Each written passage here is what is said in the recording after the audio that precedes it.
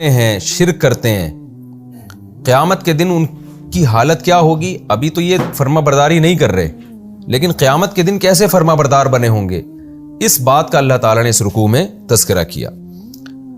وَيَوْمَ نَبْعَثُ مِنْ كُلِّ أُمَّةٍ شَهِيدًا، فرمایا جس دن ہم ہر امت میں سے گواہ لائیں گے۔ وہ گواہ کون ہوگا؟ احادیث میں اس کی تفصیل ہے، آگے بھی آیتوں میں یہ مضمون آ رہا ہے کہ ہر امت میں جو پیغمبر اللہ نے بھیجے نا، وہ پیغمبر اس امت کے خلاف گواہی دیں گے، ان کے حق میں گواہی دیں گے جنہوں نے ان کی بات کو مانا، اور ان کے خلاف گواہی دیں گے جنہوں نے ان کی بات کو نہیں مانا۔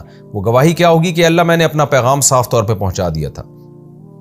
تو نبی صلی اللہ علیہ وسلم بھی گواہی دیں گے۔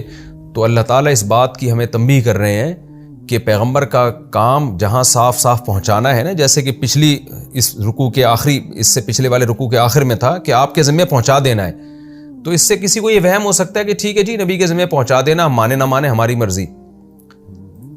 تو اس پہ تنبیہ کی جا رہی ہے کہ پہنچانے کے بعد قیامت کے دن وہ تمہارے خلاف گواہی بھی دیں گے۔ تو دنیا میں سوال نہیں ہو رہا، لیکن آخرت میں سوال ہوگا۔ آگے اللہ فرماتے ہیں ثم لا یؤذن للذین کفروا، اس کے بعد اجازت نہیں دی جائے گی ان لوگوں کو جو کافر ہیں۔ کس چیز کی اجازت نہیں دی جائے گی؟ اللہ سے معافی مانگنے کی، اللہ سے توبہ کرنے کی اجازت نہیں دی جائے گی۔ ولا هم یستعتبون، اور نہ ان سے اللہ کی ناراضی ختم کرنے کا مطالبہ کیا جائے گا۔ کیوں؟ جب مطالبہ ہی نہیں کیا جائے گا تو پھر ان کو اجازت بھی نہیں دی جائے گی کہ توبہ کرو تم، یعنی یہ توبہ کا آپشن ہی ان کے لیے ختم ہو جائے گا۔ یہ کتنا بڑا عذاب ہے کہ کوئی شخص سوری کرنا چاہتا ہو، کوئی معذرت کرنا چاہتا ہو، اس پہ معذرت پہ پابندی لگا دی جائے۔ قرآن سے احادیث سے یہ مضمون ثابت ہے کہ ابتدا میں تو وہ معذرت کریں گے، لیکن پھر اللہ ان پر پابندی لگا دیں گے کہ تمہیں توبہ کرنے کی بھی اجازت نہیں ہے۔ وَإِذَا رَأَى الَّذِينَ ظَلَمُوا الْعَذَابَ، اور جب ظالم لوگ عذاب کو دیکھیں گے، فَلَا يُخَفَّفُ عَنْهُمْ، تو ان سے اس عذاب میں کمی نہیں کی جائے گی، وَلَا هُمْ يُنظَرُونَ، اور نہ ان کو مہلت دی جائے گی۔ کسی کو یہ وہم ہو سکتا تھا کہ اللہ تعالیٰ جب توبہ کا آپشن ختم کر دیں گے تو شاید اللہ خود ترس کھائیں گے اور عذاب کم کر دیں گے یا ختم کر دیں گے۔ فرمایا نہیں، مجھے بھی ان پہ ترس نہیں آئے گا۔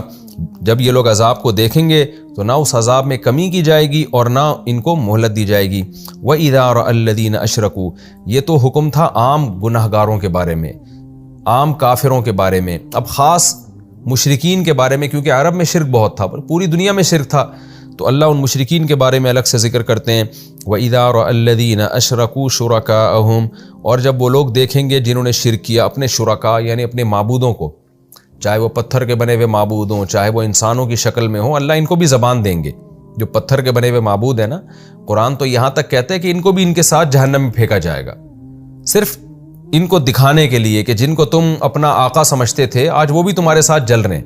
ظاہر ہے پتھر کے بنے ہوئے بت کو تو کوئی تکلیف نہیں ہوگی، لیکن یہ صرف ان کو عار دلانے کے لیے۔ جیسے جب کسی کو کسی پہ غضب ہوتا ہے نا، وہ بتاتا ہے کہ یار یہ پتھر کا بنا ہوا بت ہے، تم اس کی عبادت مت کرو، اگلا مان نہیں رہا تو آپ کیا کرتے ہیں؟ اس کو اٹھا کے پھینک دیتے ہیں اس کے سامنے دریا میں یا آگ میں پھینک دیتے ہیں۔ کہ جیسے موسیٰ علیہ السلام نے جب بچڑے کی عبادت ہوئی ہے تو اس کو آگ میں پھینک دیا، اور یہی دکھانے کے لیے کہ یہ اپنے آپ کو جلنے سے نہیں بچا سکتا، تو تمہیں کیسے بچائے گا یہ، اور اس کی عظمت دلوں سے نکالنے کے لیے۔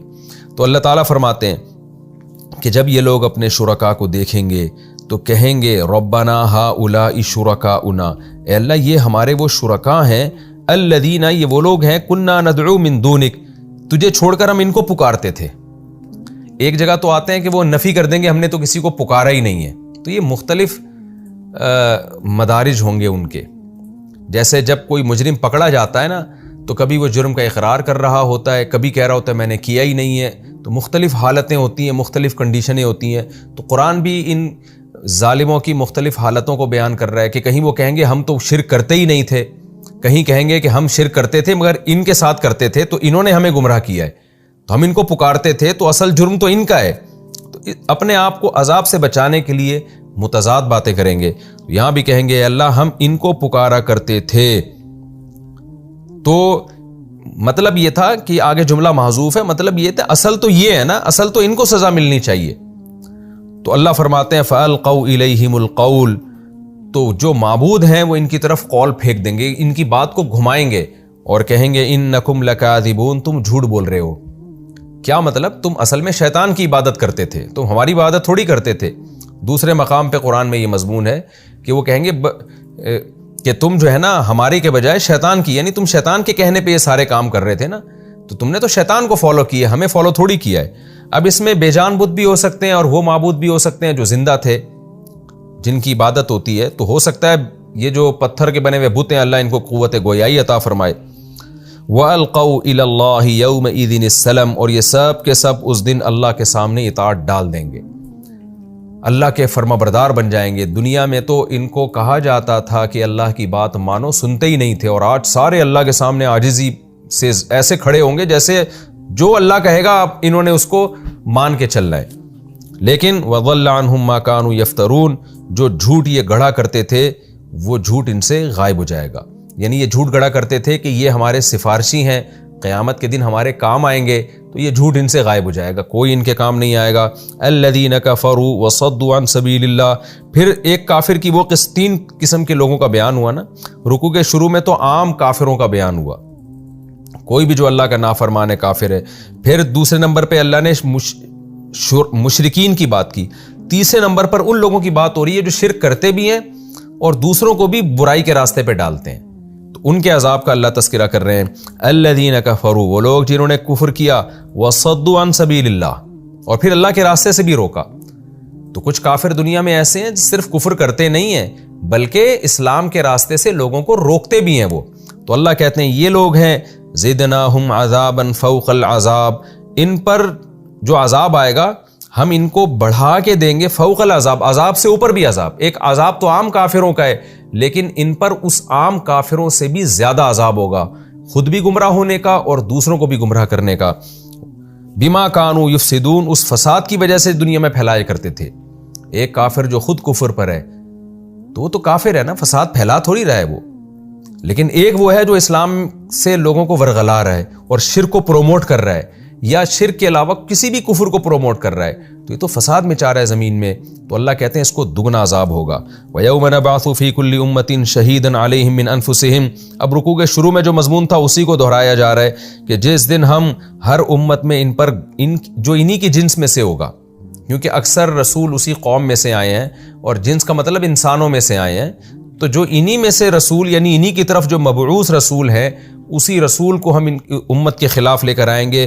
وَجِئْنَا بِكَ شَهِيدًا عَلَى هَؤُلَاءِ، اور اے محمد صلی اللہ علیہ وسلم ہم آپ کو بھی ان لوگوں پر گواہ بنا کر لے کر آئیں گے۔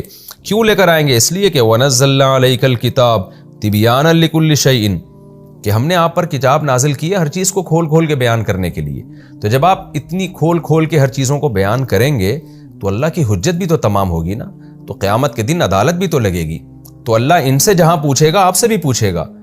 تو آپ جب گواہی دیں گے کہ میں نے کھول کھول کے ان کو بیان کر دیا تھا اور پورا قرآن ان کے حوالے کر کے گیا تھا میں، تو یہ چیز بھی ان کے اگینسٹ جائے گی۔ کیوں ہم نے قرآن نازل کیا؟ تبیانا لکل شیء، ہر چیز کو ہم نے کھول کے بیان کر دیا۔ وہدن، اس میں سیدھا راستہ بھی ہے، ورحمتا وبشرا، اور رحمت اور خوشخبری ہے مسلمین، ان لوگوں کے لیے جو اللہ کی اطاعت کرتے ہیں، جو اس قرآن کو مان لیتے ہیں اور اس کو فالو کرنا شروع کر دیتے ہیں۔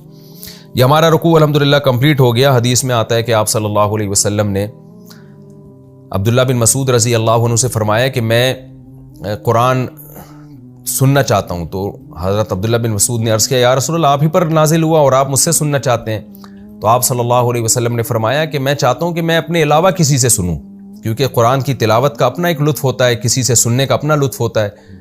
جب انسان تلاوت کرتا ہے تو اس کی توجہ بڑھتی بھی ہے، کیونکہ بولنے میں بھی قوت لگتی ہے، لیکن جب سنتا ہے تو پھر تو یعنی اس کی توجہ مرتکز ہوتی ہے صرف سننے کی طرف۔ تو حضرت عبداللہ بن مسعود رضی اللہ تعالیٰ عنہ فرماتے ہیں کہ میں نے قرآن کی آیتیں جب میں نے تلاوت شروع کی تو جب میں اس آیت پر گیا کہ وَنَزَّلْنَا وَجِئْنَا بِكَ شَهِيدًا عَلَى هَؤُلَاءِ، کہ اے نبی ہم آپ کو ان پر گواہ بنا کے لے کر آئیں گے، تو کہتے ہیں میں نے جب نظر اٹھا کے دیکھا تو آپ صلی اللہ علیہ وسلم